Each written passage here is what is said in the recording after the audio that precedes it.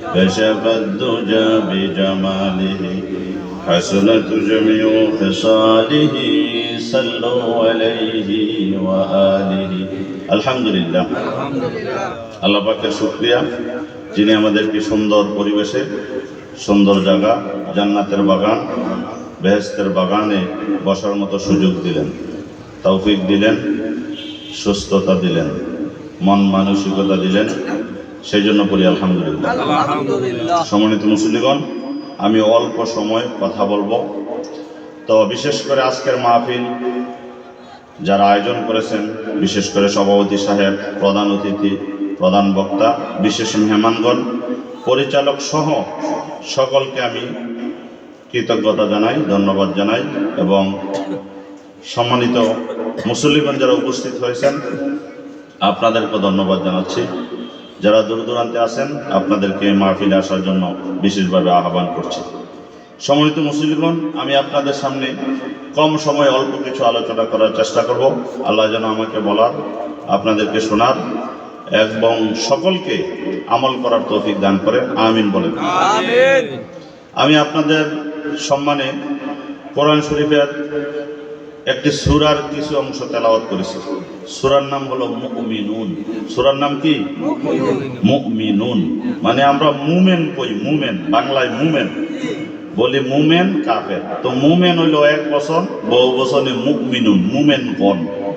তা আমরা কত সম্মানী, আল্লাহ আমাদেরকে কত সম্মান দিছেন। আমরা ইমানদার গণ, মুমেন গণের নামে একটা সূরা দিছেন। সম্মান কম না বেশি? সব দিক দিয়ে আমরা সম্মান। আমরা নবীজির দিক থেকে সম্মানী, কি বলেন? আমরা এমন নবীজি পাইলাম, আল্লাহ রাব্বুল আলামিন নবীজির শানে বললেন, ওয়া মা আরসালনাকা ইল্লা রাহমাতাল লিল আলামিন।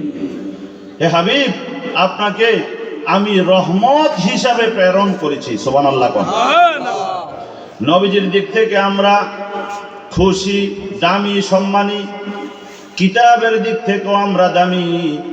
এমন কিতাব আমরা পাইলাম, এই পৃথিবীতে যত মানুষ বই লেখে সব শেষ করে সে ভূমিকা লেখে।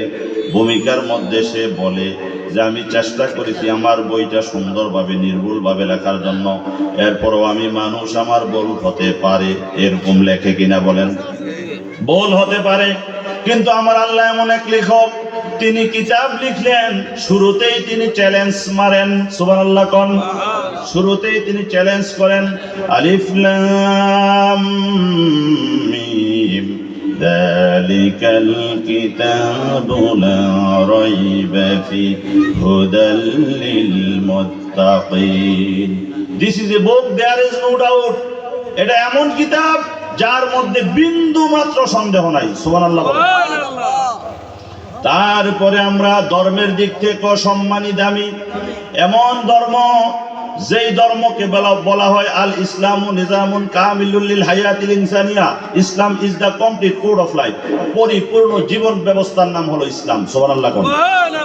আল্লাহ পাক সূরা আলে ইমরানে বলেন, ইন্নাদ-দীনা ইনদাল্লাহিল ইসলাম। সুবহানাল্লাহ। আল্লাহর কাছে পছন্দনীয় মনোনীত ধর্ম হলো ইসলাম। সুবহানাল্লাহ। সব থেকে আমরা দামি। আলহামদুলিল্লাহ। সম্মানিত মুসলিমগণ, আমি আপনাদের সামনে সূরা মুমিনুন থেকে তেলাওয়াত করেছি। আল্লাহ বলেন, ক্বাদ আফলাহাল মুমিনুন আল্লাযীনা হুম ফি সালাতিহিম খাশিউন। ক্বাদ আফলাহা, সফল হয়েছেন, মুমিনুন, মুমিনগণ, যারা ঈমানদার তারা সফল। সফল মানে তারা জান্নাতি। সুবহানাল্লাহ। ঈমানদার যারা তারা সফল, সফল মানে তারা জান্নাতি। সুবহানাল্লাহ। কোন ঈমানদার সফল? আল্লাহ সূরা মুমিনুন 18 পারার শুরুতে সূরা মুমিনুন বলেন 7টি গুণ যেই ঈমানদারের ভিতরে আছে, ওই ঈমানদার সফল, সে জান্নাতি। সুবহানাল্লাহ। আল্লাহ বললেন কাদ আফলাহাল মুমিনুন, ইমানদার মুমিনেরা সফল। এক নাম্বার গুণ আল্লাযীনা হুম ফি সলাতিহিম খাশিউন, যারা তাদের নামাজের ভিতরে বিনয়ী। সুবহানাল্লাহ। বিনয়, খুশু, খুজুর সাথে যারা সালাত পড়ে, নামাজ পড়ে, তারা সফল, তারা জান্নাতি। সুবহানাল্লাহ।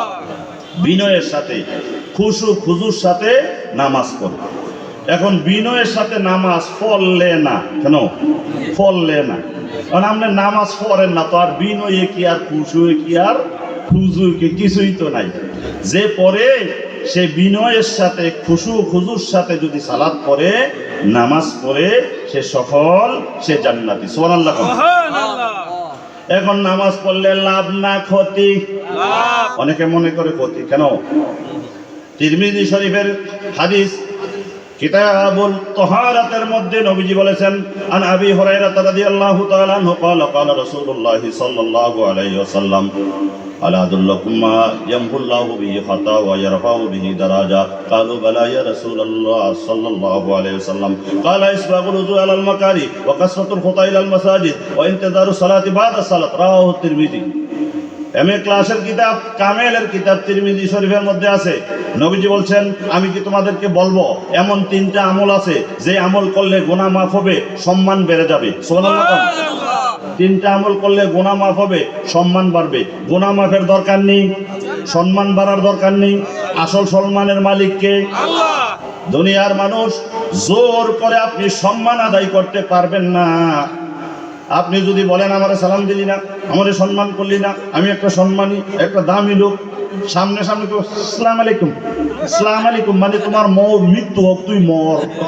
আসসালামু আলাইকুম অর্থ কি তুই মর, বুঝলেন? সম্মান করছে ইচ্ছা মতো। আর যদি ইমানদার ফরেজগার দেখে তাইলে কইব আসসালামু আলাইকুম, তোমার উপর শান্তি, আল্লাহর রহমত। সুবহানাল্লাহ। তাহলে বেশ কম আছে না নাই? ফার ডিফারেন্স বিটুইন আসসালামু আলাইকুম এন্ড আসসালামু আলাইকুম। বিটুইন আসসালামু আলাইকুম এন্ড আসসালামু আলাইকুম ফার ডিফারেন্স। দুইটার মধ্যে অনেক ব্যবধান, ঠিক কিনা বলেন? জোর করে সম্মান আদায় করা যায় না। যদিও সম্মান সামনাসামনি সম্মান করবে, পেছনে করব, তার মতো চোর এই দেশও নাউজুবিল্লাহ। কোন এর সম্মানের মালিক কে? আল্লাহ। তাহলে কিছু গুণ থাকলে আল্লাহ আপনার সম্মান বাড়াই দিবে। এক নম্বরে ইসবাগুল উযু আলাল মাকারি, কষ্ট হওয়ার পরেও ভালো করে যারা ওযু করে তাদের গুনাহ মাফ হবে, সম্মান বাড়াই দিবে কে? আল্লাহ। এক নাম্বার গুণ কি? কষ্ট হলেও ভালো করে ওযু করলে কি হবে? গুনাহ মাফ হবে, সম্মান বাড়বে। সুবহানাল্লাহ। কোন না? মনে থাকবেন কথাটা। কি করলে? কষ্ট হওয়ার পরে ভালো করে ওযু করলে। শীতকালে কষ্ট না? এক লোক কইতেছে হুজুর নামাজ পড়লাম হইলে হুদা ওযুর ডরে। কি ডরে? এই কষ্ট করে ওযু কইরা নামাজ বাবা কেন? ফজর নামাজের আগে তো সবচেয়ে বেশি কষ্ট ওযুটা, ঠিক না? ওই এই ফজর নামাজটা যদি দিনের 10টা হইতো তাইলে একটু চেষ্টা কইরা চাইতাম, একটু লাইরা চাইরা দেন যাইনি, সুযোগ আছে নি? কারণ আল্লাহও লারবে না, নবীজিও লারবে না, যা বলছে তাই ঠিক। সুবহানাল্লাহ। কোন সুবহানাল্লাহ। ও বন্ধু, হেলায় হেলায় কাটাই দিনা। মা ডাকছে বাপ, বাপ রে বাপ, ও ছেলে রে ওঠ, ফজরের নামাজটা পড়। এতে ঘুমাইতে আছে, মার সাথে খারাপ ব্যবহার উল্টা। কারণ ঘুমের ডিস্টার্ব হইলে রাগ ওঠে। কেন ডিস্টার্ব হইলে? বউয়ে লেফের কোনার ধরে টান দিছে, ওটাও নামাজ পড়তে একবার টান দিছ, আরেকবার দিবি জব করে লায়ার।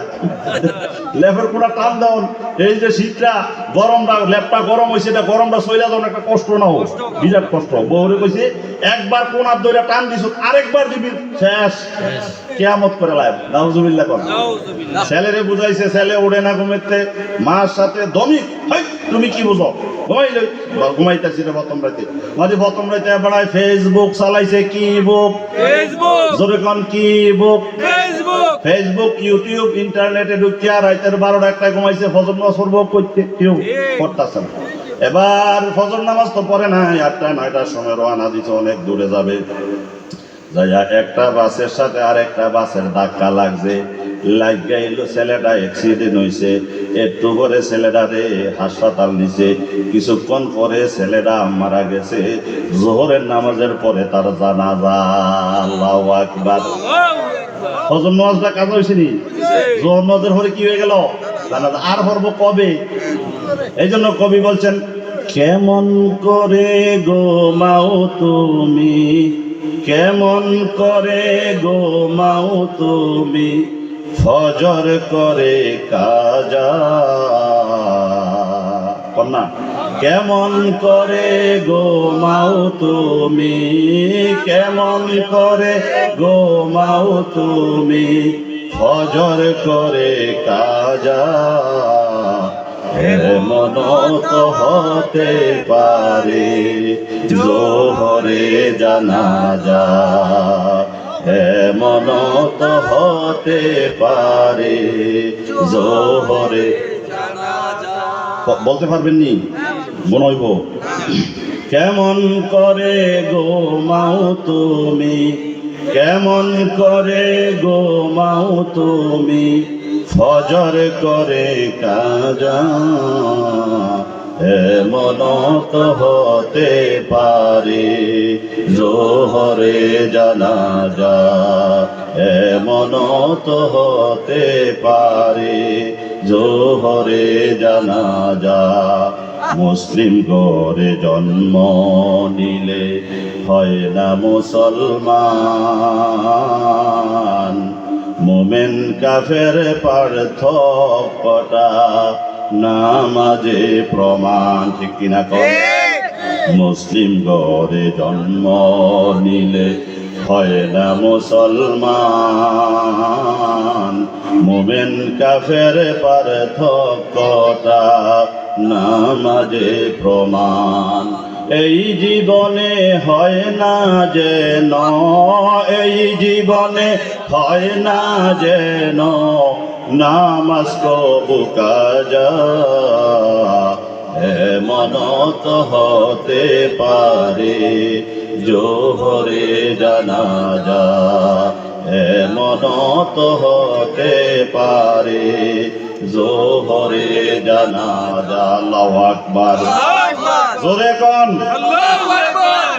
বন্ধুরা আমার, নামাজ আদায় করলে উহুকার না ক্ষতি, চেহারা উজ্জ্বল হয়ে যাবে। কি হয়ে যাবে? নূর হয়ে যাবে, নূর হয়ে যাবে। আপনি কালো মানুষ হইতে পারেন, চেহারাটা নূরে জগজগ করতে থাকবে। সুবহানাল্লাহ। দেখবেন আপনি 100 মানুষ সামনে বসছে, আপনি বলার দরকার নাই, আপনি মনোযোগ দিয়ে তাকাইবেন কোন চেহারাটা নামাজি, কোন চেহারাটা বেনামাজি, আপনার চোখের সামনে ভেসে উঠবে। সুবহানাল্লাহ। আপনি যদি নামাজ আদায় করেন আপনার উপকার হবে 15টা। কয়টা? জোরে কোন কয়টা? আরো জোরে, সবাই মিলে একসাথে। কয়েকদিন পরে কইবেন আর কি, ওই যে বোর্ডের চা খাইয়া, রং চা আর লম্বা বিস্কুট, এরকম শক্ত বড় বড় বিস্কুট, এটি খাইয়া ইচ্ছা মত কইবেন। 15টা উপকার হবে। 1 নাম্বার উপকার হলো অন্তরের ভিতরে শান্তি আসবে। কি আসবে? প্রমাণ। এক লোক দৌড়াইয়া মসজিদে আসছে, আইসা দেখছে যে একামত হয়ে গেছে, গা জামাতরা পাইলাম নইলে পাইছি, জামাতরা পড়তে পারছে, এই জন্য মনটা শান্তি হয়েছে। সুবহানাল্লাহ কোন। বাড়িতে যত অশান্তিতে থাকুক, মসজিদে ঢুকছে একবারে টেনশন ফ্রি, কোনো টেনশনই নাই। সুবহানাল্লাহ কোন। তাহলে টেনশন মুক্ত হলো নামাজ, আপনাকে টেনশন মুক্ত করে। সুবহানাল্লাহ কোন। আমি শর্ট করে বলছি, এই দলিলটা কোথায় আছে? দলিলটা আছে আবু দাউদ শরীফের 4986 নং হাদিসে। সুবহানাল্লাহ। 2 নাম্বার গুণ হলো, উপকার হলো, নূর, আপনার চেহারাটা নূরে জগজগ করবে। সুবহানাল্লাহ। দুনিয়াতে যদি নূর হয়, কবরে কি হবে না? আসরে কি হবে না? সুবহানাল্লাহ কোন। 2 নাম্বার হলো আপনার নূর হবে। হাদিস শরীফের মধ্যে নবীজি বলছেন, আত-তুহুরু শাতরুল ঈমান আলহামদুলিল্লাহি তামলাউল মিজান। পবিত্রতা হলো ঈমানের অঙ্গ। আর বান্দা যদি আলহামদুলিল্লাহ বলে, আল্লাহ এত বেশি সওয়াব দেয়, নেক দেয়, মিজানের পাল্লা, নেকের পাল্লাটা ভারী করে দেয়। সুবহানাল্লাহ। ওয়াস সালাতু নূরুন, নামাজ হলো নূর। নামাজ কি? জোরে বলেন, আরো জোরে। চেহারা কালো হলেও নূর জগজগ করবে। আমার নবীজি বলছেন, 1000 মানুষে যদি কয় না নূর হবে না, নবীজি যদি বলে নূর হবে, কারটা সঠিক? নবীজিরটাই সঠিক। সুবহানাল্লাহ কোন। আমাদের নবীর মতো আরেকজন নাই। সুবহানাল্লাহ কোন। তারপরে আপনার হাসরেও নূর হবে। নবীজি বলছেন মান হাফাযা আলাইহা কানাত লাহু নূরা ওয়া বুরহানা ওয়া নাজাতা ইয়াউমাল কিয়ামা। যে ব্যক্তি খুবই সংক্ষেপ, তাড়াতাড়ি বলতে হবে। তাহলে দুনিয়াতে নূর আছে, হাসরে আছে নি? দলিল মিশকাত শরীফ কিতাবুস সালাত। নবীজি বলছেন মান হাফাযা আলাইহা কানাত লাহু নূরা ওয়া বুরহানা ওয়া নাজাতা ইয়াউমাল কিয়ামা। যে ব্যক্তি সঠিকভাবে নামাজ আদায় করবে, হাসরের ময়দানে তার 3টা উপকার। 1 নম্বরে কানাত লাহু নূর, তার সামনে নূর আসবে। সুবহানাল্লাহ। অন্ধকার থাকবে, নূর আসবে। 2 নম্বরে ও বুরহানা, তার ঈমানের দলিল হবে। 3 নম্বরে ওয়া নাজাতা ইয়াউমাল কিয়ামা, কিয়ামতের ময়দানে নাজাতের ব্যবস্থা হবে। সুবহানাল্লাহ। 3টা উপকার হবে। তারপরে আমি বলতেছিলাম 2 নম্বরে হলো নূর হবে, 3 নম্বরে হলো হিসাব সহজ হবে। কি হবে? কিতাবের নাম সহিহুল জামি, হাদিসের নাম 2573। কিতাবের নাম সহিহুল জামি, হাদিস নাম্বার 2573। নবীজি বলেন আউয়ালু মা ইউহাসাবু বিহিল আবদু ইয়াউমাল কিয়ামাতি সালাহ। সর্বপ্রথম হাসরের ময়দানে বান্দার আমলের ভিতরে সর্বপ্রথম নামাজের হিসাব হবে। সুবহানাল্লাহ। কে বলছেন? নবীজি। কে বলছেন? আপনি না মানলেও 2 পয়সার আসে যায় না। নবীজি যা বলছেন এটাই সত্য, এটাই সঠিক, এটাই চূড়ান্ত। ঠিক কিনা বলেন? সর্বপ্রথম নামাজের হিসাব হবে। নামাজের হিসাবে যদি আপনি বাচ্চা যান, অন্যগুলি থেকেও আপনি বেঁচে যাবেন। সুবহানাল্লাহ। এখানে যদি আটকিয়ে যান, সব জায়গায় আটকিয়ে যাবেন। তাহলে 3 নাম্বার উপকার আপনার হিসাব কি হবে? সহজ হবে। 4 নাম্বার উপকার হলো হাদিসের নাম আবু দাউদ শরীফ, হাদিস নাম্বার 1420 নাম্বার। ক্বালা রাসূলুল্লাহ সাল্লাল্লাহু আলাইহি ওয়াসাল্লাম খামসু সালাওয়াত। নবীজি বলছেন যে এই ব্যক্তি 5 বার নামাজ পড়ে। কয়বার? 5 বার। না আরো কম আছে? অনেকে কয় না হুজুর সপ্তাহে একবার পড়েন। কেন? সপ্তাহে কয়বার? একবার। সপ্তাহে একবার নাইলে 2 বার। এর রূপে দিন না, এর রূপে দিলে মাথা না। নাউজুবিল্লাহ কোন। নবীজি মেরাজ থেকে আনছে কত? 50। কত? নবীজি আসার সময় মোটেও কি করেন নাই? অসন্তুষ্ট হন নাই। আল্লাহরে বলেন নাই যে 50 নেব না, বলছে একবারও বলে নাই। উনি খুশি হয়ে আইছে আমার উম্মত 50 পড়বে। সুবহানাল্লাহ। কতটুকু আস্থা ছিল, আমার উম্মত 50 ওয়াক্ত পড়বে। উনি মোটেও বলেন নাই, শুধু বলছে মুসা নবী, কেউ নবী। উনি কো আবার যান, আবার যান। আমার তারা পড়ছে না, তারা পারতো না, আর কমাই আনেন। তাইলে নবীজি 50 রয়েছে, এখন কমাইতে কমাইতে 5 রাখছে। তবে নবীজি সুসংবাদ দিলেন, ঘোষণা দিলেন যদি 5 পড়ো আল্লাহ 50 দিবেন। সুবহানাল্লাহ। তারপরে নবীজি বলছেন এই 4 নাম্বার গুণ হলো জান্নাতের ওয়াদা আছে। কিসের ওয়াদা?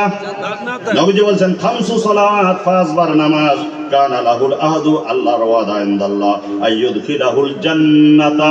আল্লাহ পাক ওয়াদা করছেন আল্লাহ আপনারে জান্নাতে প্রবেশ করাইবেন। সুবহানাল্লাহ। এই 4 নাম্বার গুণ। 5 নাম্বার আমি তাড়াতাড়ি বলবো। 5 নাম্বার গুণ হলো আপনার অস্থিরতা দূর হয়ে যাবে। কি হয়ে যাবে?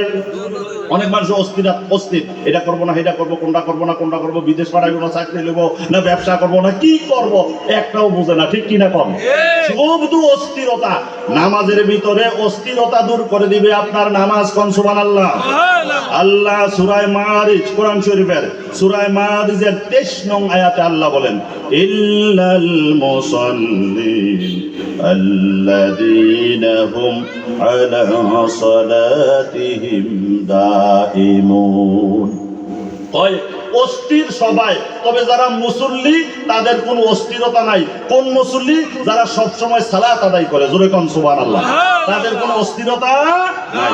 সম্মানিত মুসল্লিগণ, এক যুবক ছেলে, আমি তাড়াতাড়ি বলবো, যুবক ছেলে একটা মেয়ে দেখছে সুন্দর, দেখা বলছে যে মেয়ে আমি চাই তোমাকে বিবাহ করতে। ছেলে বড়, যুবক, মেয়ে ও যুবতী বলছে আমি তোমাকে বিবাহ করতে চাই। মেয়ে কয় বিবাহ করলে শর্ত আছে। কি আছে? কি শর্ত? কয় যদি বিবাহ করতে চাও তাহলে তুমি 40 দিন জামাতের সাথে নামাজ আদায় করতে হবে। সুবহানাল্লাহ। মেয়েটার বুদ্ধি আসেনি? কম না বেশি? কথা কম না, কম না বেশি? কিন্তু আমরা দেশের 2-1 হইলে কইলে আমারে বিয়া করলে কমপক্ষে 10 বড়ি। কয় বড়ি? কমে 10 বড়ি। এরপরে আলট্রাসাউন্ড, পাউডার যা আছে সব এরপরে শাড়ি যা আছে সবকিছু লাগবো, টাকাও লাগবো, কাবিন লাগবো কমপক্ষে 10 লাখ, আসেনিও? মেয়ে কিছুই চাইলেন না, স্বর্ণও না, টাকাও না, কিছুই না। কি চাইলেন?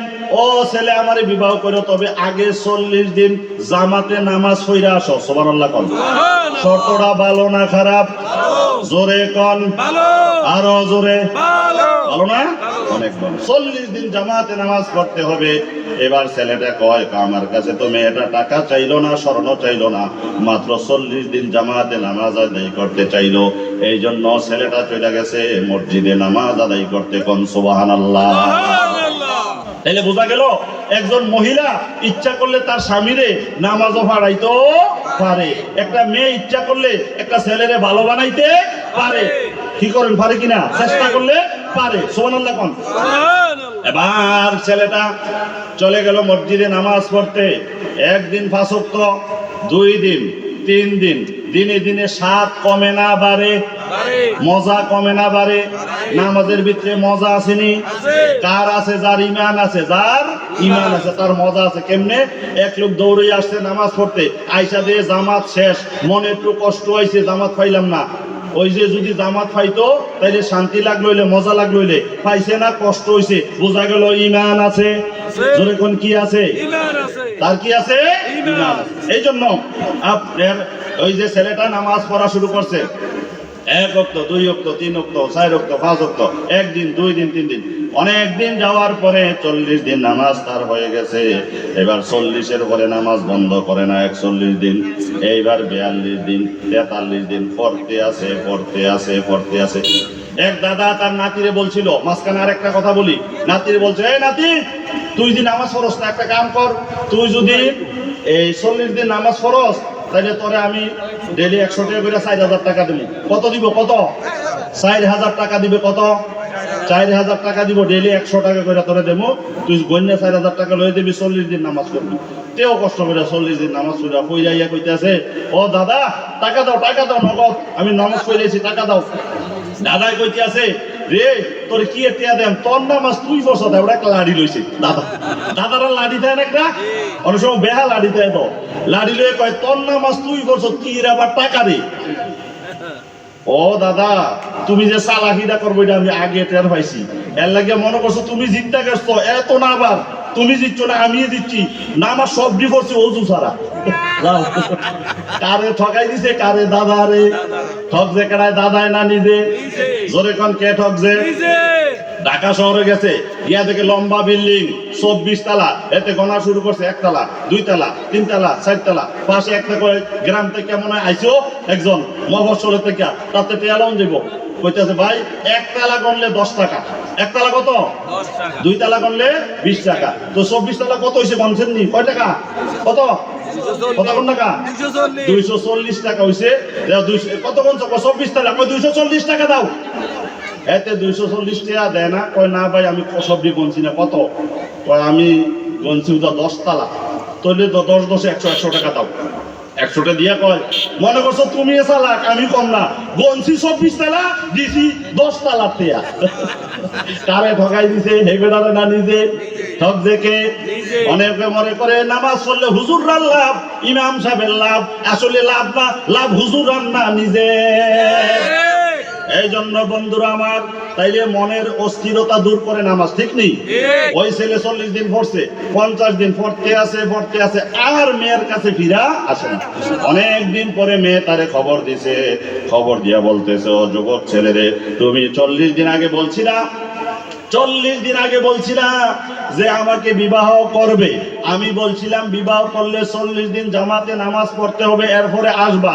তুমি কি 40 কত 40 চলে গেল, আর ফিরে আসলা না। ছেলে ডাক দিয়ে বলতেছে, ও যুবতী মেয়ে, সুন্দরী মেয়ে রে, যেদিন আমি নামাজি ছিলাম না, বেনামাজি ছিলাম, ওই দিন তোমার প্রেমে আমি আকৃষ্ট হইয়া তোমারে বিবাহ করতে বলছিলাম। তুমি যে আমারে বুদ্ধি কইরা নামাজের ভিতরে ভর্তি কইরা দিলা, এখন নামাজ পড়তে পড়তে আমার অন্তরে এত মজা লাগে, এত স্বাদ লাগে, এত ভালো লাগে, এখন আর আমি তোমার প্রেমে পাগল না, আমি আল্লাহর প্রেমে পাগল হইয়া রইছি। আরে 5 নাম্বার গুণ হলো মনের অস্থিরতা দূর করে কে? নামাজ। কে? আপনি দেখবেন যতক্ষণ মসজিদে থাকবেন কোনো টেনশন নাই, কোনো অস্থিরতা আছেও কমপক্ষে এই সময় নাই। অনেক সময় জুমার দিন মানুষের হালকা ঘুম আসেনি, টেনশন থাকলে ঘুম আসে।